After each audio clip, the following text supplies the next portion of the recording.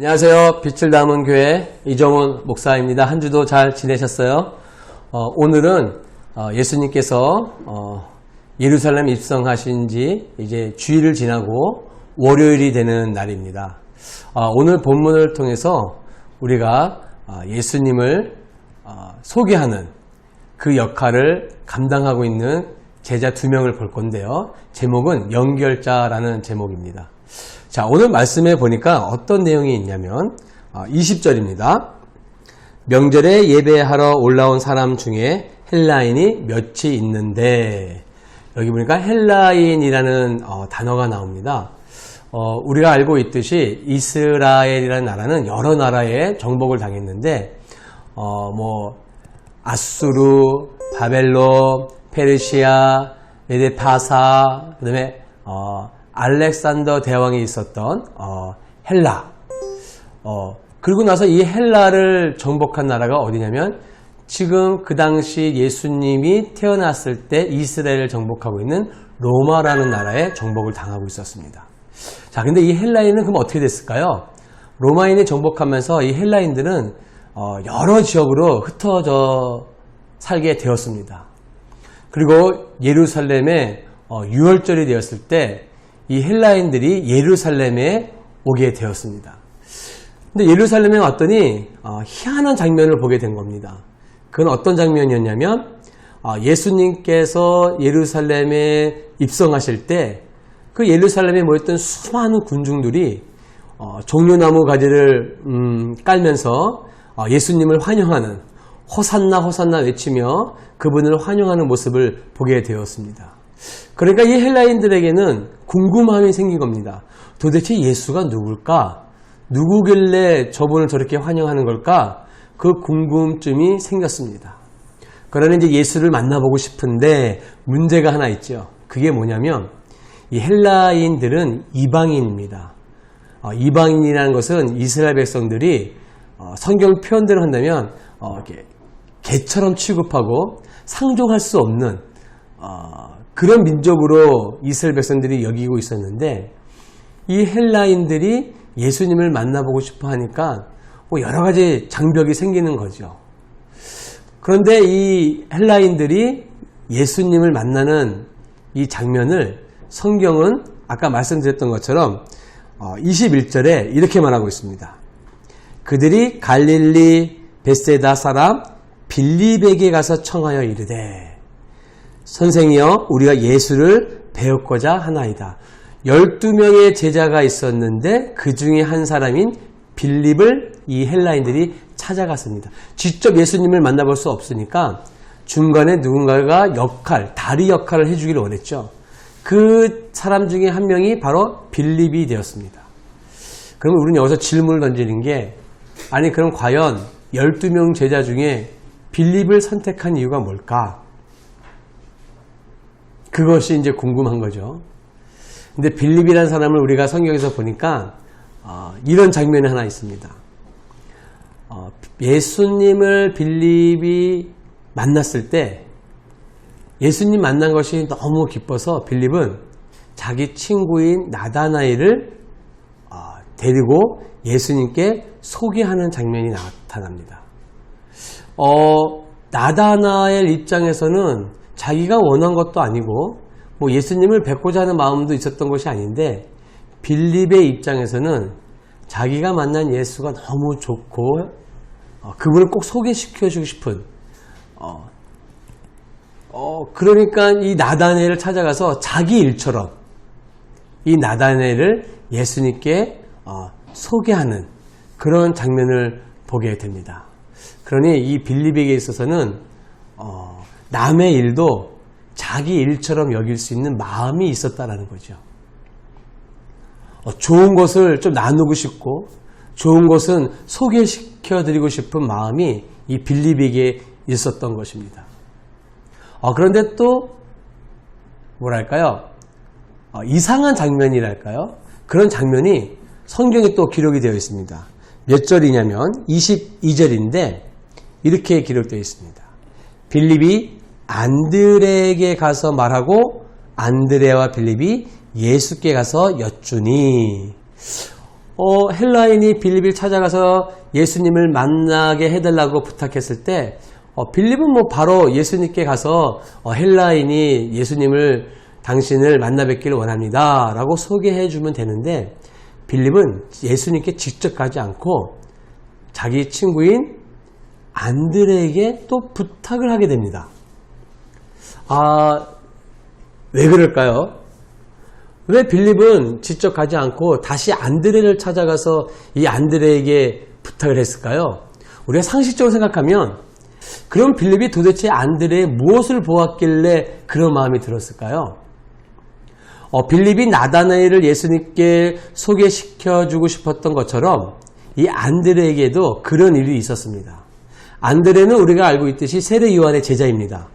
요한과 안드레가 세례 요한의 제자였는데, 이제 예수님이 공생애를 시작하시면서 세례 요한은 그 두 제자에게 예수님을 조치라고 이야기를 해주었고, 그때 이 안드레는 예수님을 만나게 됩니다.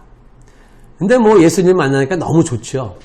자기네가 기대했던 그런 메시아이시고 자기가 정말 평생을 쫓아야 할 그분을 만나게 되었습니다.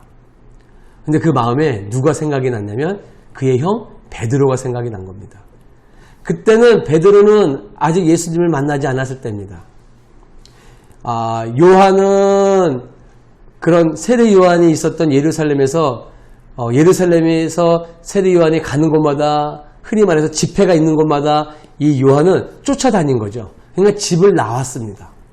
집을 나와서 그런 여러 날을 여행을 하고 있는 거죠. 그 중에 예수님을 만났고, 예수님을 만나고 나니까 그 예수님을 베드로에게 소개시켜주고 싶은 겁니다.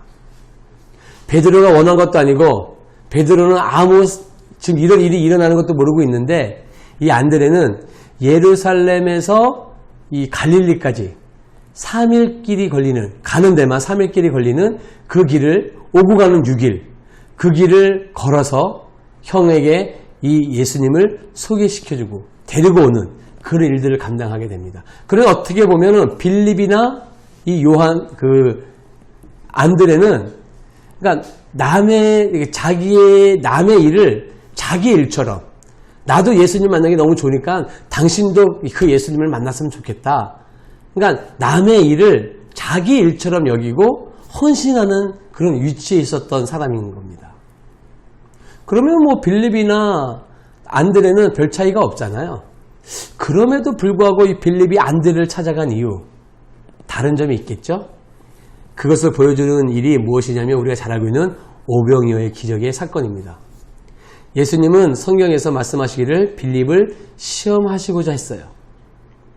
빌립이 어떤 반응을 보일까 보기를 원하셨어요. 이 많은 사람들을 어떻게 할까? 그랬더니 이 빌립이 정답을 얘기합니다. 집에 보내야 될 것 같습니다. 집에 가서 밥을 먹고 이제 그래야 될 것 같습니다. 당연한 말이죠. 이 수많은 사람들을 먹일 수 있는 상황이 안 되잖아요. 그런데 옆에 있던 안드레는 이 빌립과는 다릅니다. 어떻게 행동하냐? 우리가 잘 알고 있듯이 물고기 2마리와 보리떡 5개를 가지고 있는 아이를 예수님 앞에 모시고 옵니다. 그걸 가지고 뭘 할 수 있겠어요? 그런데 이 안드레에게는 그냥 자기가 할 수 있는 일을 예수님께 데리고 온 겁니다. 아이를. 그 다음에 일은 누가 하시는 거예요? 예수님께서 하시는 거죠. 달라요.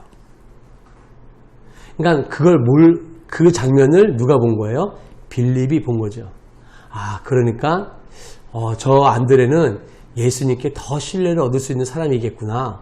그런 생각이 있었을 거예요. 그러니까 오늘 말씀해 보니까 이 빌립이 안드레에게 찾아가고, 그래서 빌립과 안드레가 같이 예수님을 만나는 장면을 우리가 보게 됩니다. 오늘 말씀을 통해서 저와 여러분들이 나누고자 하는 은혜는 무엇이냐면 바로 이 중간의 역할, 축복의 통로의 역할을 해주는 이 빌립과 안드레의 모습입니다. 누가 낫고 누가 나쁘다 이런 것이 아니라, 오늘 우리가 이 말씀을 통해서 과연 우리는 세상 사람들로부터 예수님을 보여드리고 싶을 때 그들이 우리를 볼 때 어떻게 평가할까? 오늘 여기에 나와 있는 빌립과 안드레처럼 헬라인이 빌립을 찾았던 것처럼 빌립이 안드레를 찾았던 것처럼 그 중간의 역할을 해주는 사람들이 연결자들이 신뢰감을 가지고 있냐 이거죠. 예수님께 신뢰감을 가지고 있냐 이거죠. 다시 말해 오늘날 세상의 사람들이 예수님을 만나보고 싶을 때 그 중간의 역할을 해줄 사람이 누구예요? 우리들 아니겠어요? 그 우리들이 신뢰감을 가지고 그들에게 보여줘야 되는데 그 신뢰감이 우리에게 있냐 이거예요. 중요한 부분이죠. 우리가 속해 있는 직장, 가정, 학교 여러 가지 모임들 가운데 여러분들 주변에 있는 사람들이 여러분들을 보고 야, 내가 저 사람한테 예수님을 좀 소개시켜달라, 교회 좀 소개시켜달라 이렇게 물어볼 수 있을 정도의 신뢰감을 가지고 있냐 이거죠. 이건 중요한 문제입니다, 여러분. 그러니까 어떻게 보면 교회의 삶과 세상의 삶이 일치된 삶을 살고 있냐 이거죠. 또 한 가지는 내가 만난 예수가 너무 좋듯이 남에게도 누군가에게도 그 예수님을 소개시켜주고 싶은 마음, 다시 말하면 남의 일을 자기 일처럼 여길 수 있는 그런 마음을 우리 그리스도인들이 가져야 한다는 것입니다. 오늘 이 말씀을 통해서 다시 한번 우리의 삶을 점검하길 원하고요. 정말 우리가 빌립과 같이 안드레와 같이 세상의 사람들이 헬라인들이 이방인들이 예수를 알지 못하는 사람들이 나를 통해서 예수를 만날 수 있는 축복의 통로, 도구가 되기를 바랍니다. 그런 귀한 삶을 또 한 주간 잘 살아낼 수 있는 저와 여러분이 되길 축복하고 기도하겠습니다. 기도합니다. 사랑의 하나님 감사합니다. 우리를 선택하여 주시고 우리를 통해서 또한 하나님의 일을 감당하게 하여 주시고 또한 예수를 알지 못하는 자들을 우리를 통해서 우리가 축복의 통로가 되어서 예수를 소개하는, 예수를 알게 하는 그런 귀한 자리에 있게 해주신 것 감사합니다. 그런데 우리에게 필요한 것들이 있습니다.